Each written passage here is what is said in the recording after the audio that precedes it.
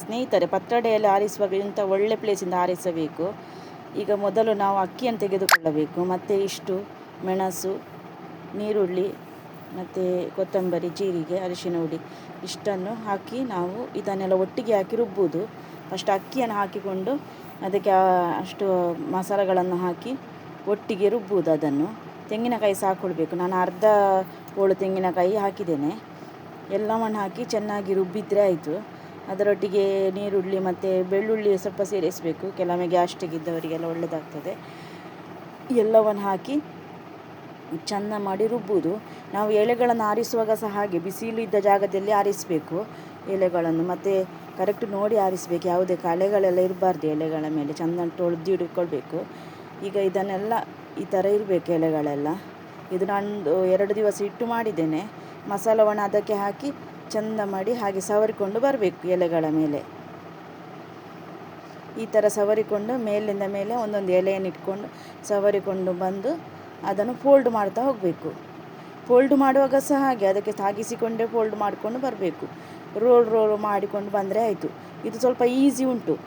ಸುಮಾರು ಟೈಪಲ್ಲಿ ಪತ್ರೊಡೆ ಮಾಡ್ತಾರೆ. ಇದೊಂದು ಟೈಪ್ ಪತ್ರೊಡೆ ನೋಡಿ. ಈ ಥರ ಹುಳಿ ಸ್ವಲ್ಪ ಜಾಸ್ತಿಯೇ ಹಾಕಬೇಕು, ಇಲ್ಲದಿದ್ದರೆ ಅದು ತುರಿಸ್ತದೆ ಕೆಲವೊಮ್ಮೆ ಎಲೆ. ಇದಷ್ಟು ತುರಿಸ್ತಿಲ್ಲ. ನಾನು 1 ದಿವಸ 2 ದಿವಸ ಇಟ್ಟು ಎಲೆ ಮಾಡಿದರೆ ಸ್ವಲ್ಪ ತುರಿಸೋದು ಕಡಿಮೆ ಇರ್ತದೆ ಎಲೆ. ಹೀಗೆ ಇಟ್ಟು ನಾನೊಂದು 4 ರೋಲ್ ಆಗಿದೆ ನಾನು ಮಾಡಿದ್ದು. ನಿಮಗೆ ಎಷ್ಟು ಬೇಕೋ ಅಷ್ಟು ಇದು ಮಾಡಿದರೆ ಆಯಿತು. ಅಲ್ಲಿ ನಾನು 2 ಪಾವು ಅಕ್ಕಿ ಹಾಕಿದ್ದೇನೆ ನೋಡಿ. ಇಡ್ಲಿಯ ಪಾತ್ರೆಯಲ್ಲಿ ಇದನ್ನು ಬೇಯಿಸೋದು.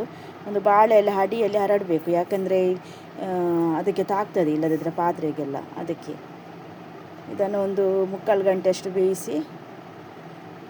ಬೇಯಿಸಿಕ್ಲಿ ಇಡೋದು. ಮತ್ತು ಇದಕ್ಕೆ ಉಪ್ಪುಗರಿ ಮಾಡಲಿಕ್ಕೆ ಟೊಮೆಟೊ, ನೀರುಳ್ಳಿ ಮತ್ತು ಬೇವು ಸೊಪ್ಪು ಮತ್ತು 2 ಲಿಂಬೆ ತಗೊಂಡಿದ್ದೇನೆ ನಾನು.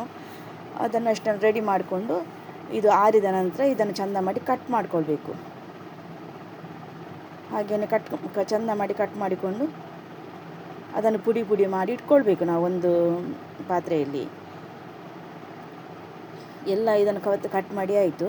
ಮತ್ತು ಅರ್ಧ ತೆಂಗಿನ ತುರಿ ಮತ್ತು ಎಣ್ಣೆಗೆ ಸಾಸಿವೆ, ಬೇವು ಸೊಪ್ಪು, ಒಗ್ಗರಣೆಗೆ ಎಂತೆಲ್ಲ ಬೇಕು ಅದೆಲ್ಲ.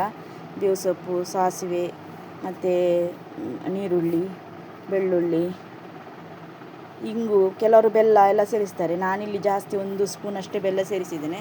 ಉಪ್ಪು ಸಹ ಸೇರಿಸಬೇಕು, ರುಚಿಗೆ ತಕ್ಕಷ್ಟು ಉಪ್ಪು ಸೇರಿಸಿ ಚೆಂದ ಮಾಡಿ ಇದನ್ನು ಫ್ರೈ ಮಾಡಬೇಕು. ಚೆಂದ ಮಾಡಿ ಫ್ರೈ ಮಾಡಬೇಕು. ನಿಮಗೆ ಬೆಲ್ಲ ಎಷ್ಟು ಬೇಕೋ ಅಷ್ಟು ನಾನು ಸ್ವಲ್ಪ ಸೇರಿಸಿದ್ದು.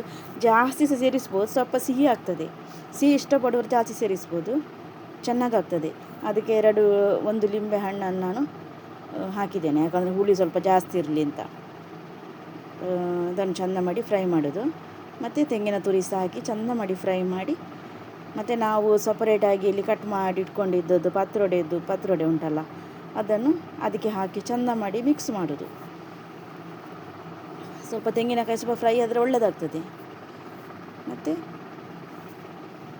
ನೋಡಿ ಅಲ್ಲಿ ಚೆನ್ನಾಗಿ ಫ್ರೈ ಮಾಡಿದ ನಂತರ ಅದಕ್ಕೆ ನಾವು ಪತ್ರೊಡೆ ಹಾಕಿ ಚೆಂದ ಮಾಡಿ 2 ಸಲ ಮಿಕ್ಸ್ ಮಾಡೋದು. ಚೆಂದ ಮಾಡಿ ಅದು ತೆಂಗಿನಕಾಯಿ ಒಟ್ಟಿಗೆಲ್ಲ ಬೆರಿಬೇಕು, ತೆಂಗಿನ ತುರಿಯೊಟ್ಟಿಗೆ. ಈಗ ರೆಡಿ ಆಯಿತು. ಥ್ಯಾಂಕ್ ಯು ವೀಕ್ಷಕರೇ.